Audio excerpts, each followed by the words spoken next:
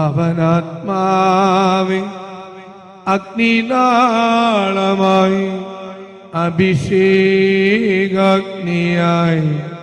എഴുന്നള്ളുക. വരിക, വാഴുക. ആത്മാവിൻ മാധുര്യമേ, വെളിവിൻ കതിരേ,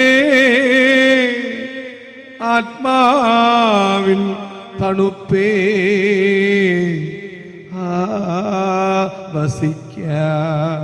ഈശോയിൽ അനുഗ്രഹീതരായ മക്കളെ, പ്രഭാഷകൻ 28:2 അയൽക്കാരൻ്റെ തിന്മകൾ നീ ക്ഷമിച്ചാൽ പ്രാർത്ഥിക്കുമ്പോൾ നിന്റെ പാപങ്ങളും ക്ഷമിക്കപ്പെടും.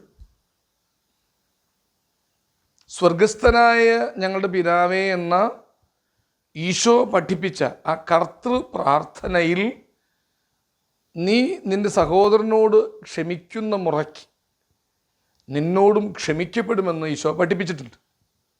അപ്പോൾ അയൽക്കാരൻ്റെ നിന്റെ നേരെ വരാവുന്ന തിന്മകൾക്ക് നീ പൊറുതി കൊടുത്താൽ, ക്ഷമിച്ചാൽ, വീടിൻ്റെ തൊട്ടടുത്തുള്ള ഒരു അയൽക്കാരൻ്റെ തിന്മകൾ നീ ക്ഷമിച്ചാൽ പ്രപഞ്ചം മുഴുവൻ നിറഞ്ഞു നിൽക്കുന്ന, പ്രപഞ്ചത്തിൻ്റെ മുഴുവൻ അതിനാഥനായ ദൈവം നിന്റെ മേൽ നോക്കും, കരുണയോടെ നോക്കും, ക്ഷമയോടെ നിന്നെ വീക്ഷിക്കും. എന്നിട്ടോ പ്രാർത്ഥനയിൽ നീ കരങ്ങൾ ഉയർത്തുമ്പോൾ നിന്റെ പാപങ്ങൾ ക്ഷമിക്കപ്പെടും.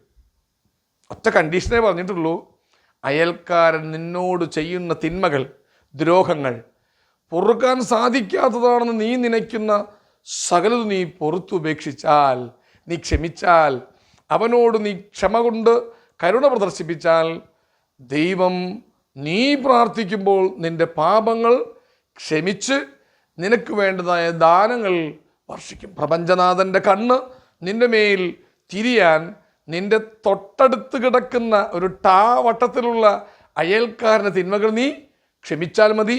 പ്രപഞ്ചനാഥൻ നിന്നോട് നിന്റെ പാപങ്ങൾ ക്ഷമിച്ച് നിനക്ക് ദാനങ്ങൾ നൽകും. ഹല്ലേലൂയ, ആവേ മരിയ, ആമേൻ.